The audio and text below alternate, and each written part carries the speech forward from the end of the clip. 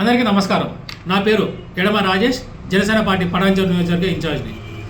Janasena party అధినేత మరియు ఆంధ్రప్రదేశ్ రాష్ట్ర ఉప ముఖ్యమంత్రి వర్యులు గౌరవనీయులైన శ్రీ పవన్ కళ్యాణ్ గారు మొన్న కోనసీమ పర్యటనలో భాగంగా ప్రజలతో మాట్లాడుతున్న సందర్భంగా కోనసీమ అనగానే కానివ్వండి, లేదంటే ఉభయ గోదావరి జిల్లాలు అంటే ముందుగా గుర్తొచ్చేది పచ్చదనము అని మాట్లాడుతున్నప్పుడు తెలంగాణ ప్రజలు కూడా గుర్తు చేసుకున్నారు. తెలంగాణ నాయకులు కానివ్వండి, లేదు అంటే తెలంగాణ ప్రజలు కానివ్వండి, పలు సందర్భాల్లో జనసేన పార్టీ అధినేత శ్రీ పవన్ కళ్యాణ్ గారితో మాట్లాడుతున్నప్పుడు ఉభయ గోదావరి జిల్లాలంటే మాకు కూడా గుర్తొచ్చేది పచ్చదనమే, అక్కడ ఆహ్లాదకరమైన వాతావరణమే అని చెప్పిన సందర్భాన్ని గుర్తు చేసుకుంటూ మాట్లాడారు. కానీ కొన్ని మీడియా ఛానల్స్ కానివ్వండి, లేదంటే బీఆర్ఎస్ పార్టీ నాయకులు జగదీష్ రెడ్డి గారు కానివ్వండి, ఆ మాట్లాడే పాజిటివ్ వేని నెగిటివ్గా చిత్రీకరిస్తున్నారు. జగదీష్ రెడ్డి గారు అక్కడ జనసేన పార్టీ అధినేత శ్రీ పవన్ కళ్యాణ్ గారు మాట్లాడిన విషయం మీకు అర్థం కాకపోతే ఆ వీడియో తెప్పించుకొని 1కి 10 సార్లు ఆ వీడియో చూడండి. జనసేన పార్టీ అధినేత శ్రీ పవన్ కళ్యాణ్ గారు ఏం చెప్పారు అక్కడ? తెలంగాణ నాయకులు కూడా మాకు ఆ వాతావరణం ఇష్టం అని చెప్పారు తప్ప తెలంగాణ నాయకుల గురించి ఎక్కడ నెగిటివ్ చెప్పలేదు. అక్కడ మీరు ఏదో నెగిటివ్గా ప్రొపగండా చేయాలని చూస్తున్నారు. అది కానీ చాలా తప్పు సార్. ఇంకోటి, మాట్లాడేటప్పుడు నాలుగు కంట్రోల్లో ఉండాలి, బుర్ర పెట్టి మాట్లాడాలి, అండ్ ఉప ముఖ్యమంత్రులు అయిపోతారు అన్నారు. జనసేన పార్టీ అధినేత మళ్ళీ చెప్తున్నానండి, ఆంధ్రప్రదేశ్ రాష్ట్ర ఉప ముఖ్యమంత్రులు గౌరవనీయులైన శ్రీ పవన్ కళ్యాణ్ గారు ఆయనకు ఊరినే రాలేదు సార్ ఆ పదవి. 10 సంవత్సరాలు కష్టపడి ఎన్నో అవమానాలు భరించి ప్రజల కష్టాలు ఉన్నప్పుడు వాళ్ళు వెన్నుదండుగా నిలబడినందుకు యావత్ భారతదేశంలో ఎక్కడా లేని విధంగా చరిత్ర సృష్టించి 100% స్ట్రైక్ రేట్తో కూటమిలో భాగంగా జనసేన పార్టీ అధినేత శ్రీ పవన్ కళ్యాణ్ గారికి ఉప ముఖ్యమంత్రి పదవి ఇచ్చారు అక్కడ ప్రజలు.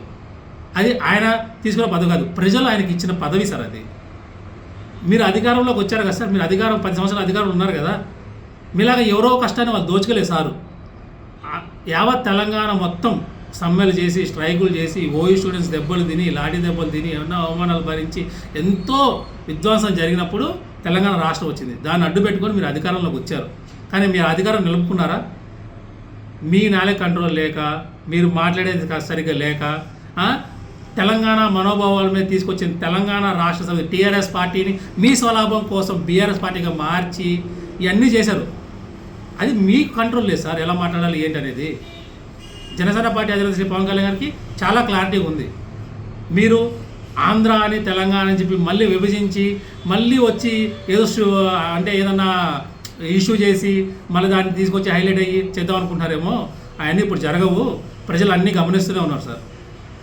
జనసేన అధినేత శ్రీ పవన్ కళ్యాణ్ గారికి తెలంగాణ అంటే ఎంత ప్రేమో, లాస్ట్ టైం వరదలు వచ్చినప్పుడు కానివ్వండి, తెలంగాణలో ఏదన్నా సమస్య వచ్చినప్పుడు కానివ్వండి, ఆయన నిలబడిన తీరు, తెలంగాణలో జనసేన పార్టీ నాయకులు నిలబడిన తీరే మీకు చెప్తుంది. అదొకటే గుర్తుపెట్టుకోండి.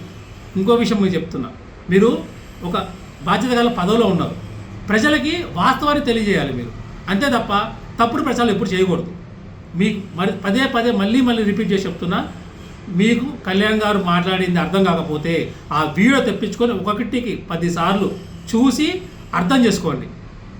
నేను యావత్ తెలంగాణ ప్రజల తరపున, జనసేన పార్టీ తెలంగాణ తరపున ఒకటే విషయాన్ని నేను మీకు చెప్పదలుచుకున్నా.